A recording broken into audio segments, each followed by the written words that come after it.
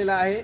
कारण जे चंद्रपूर नागपूर जे हायवे आहे त्या हायवेच्या रस्त्यावर मोठमोठे जे खड्डे पडलेले होते ते खड्डे तर बुजवण्यात आले, परंतु त्या खड्ड्यामध्ये पुन्हा खड्डे पडलेले आहे। सोबत जे कोंडापाटियाजवळ जे आहे तिथे जो छोटा पूल आहे त्या पुलाचा स्लॅबच कोसळलेला आहे आणि मग तिथे सळाकी अंदरच्या सळाकी दिसत आहे आणि ते त्याची डागडुजी करत असताना बॅरिकेड जे आहे पोलीस प्रशासनाचे बॅरिकेड आहे ते तोडून त्याचे जे छोटे छोटे तुकडे करून जे आहे तिथे लावून त्याच्यावर डांबर टाकत आहे। म्हणजे हे म्हणजे कुठलं टेक्नॉलॉजी आहे आणि कुठलं लॉजिक आहे की ज्या महामार्गावर काँक्रिटीकरण आहे त्या काँक्रिटीकरण असताना तुम्ही डांबर तिथे लावता।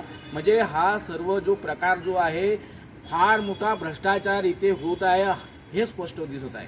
आणि जे टोल कंपनी जे आहे एकीकडे मोठ्या प्रमाणात दररोज करोडो रुपयाचा टोल घेतला जाते, पण वाहतूकदारांना जे आहे आपले वाहन सुरक्षित जाईल का नाही याची शाश्वती राहत नाही। मग टोल भरायचा कशाला? हा टोलचा झोल जे आहे महाराष्ट्र नवनिर्माण सेनेने महाराष्ट्रामध्ये जे आहे समोर आणलेला होता आणि आज सुद्धा परत ती गोष्ट तिथे होत आहे। आणि म्हणून टोल नाका जे आहे जो तिथे नंदुरीला आहे तिथं सुद्धा आम्ही निवेदन देणार आहोत। जर त्यांनी 8 दिवसामध्ये ह्या सगळ्या गोष्टी जर बरोबर नाही केल्या तर टोल नाका सुद्धा आम्ही भरून टाकू।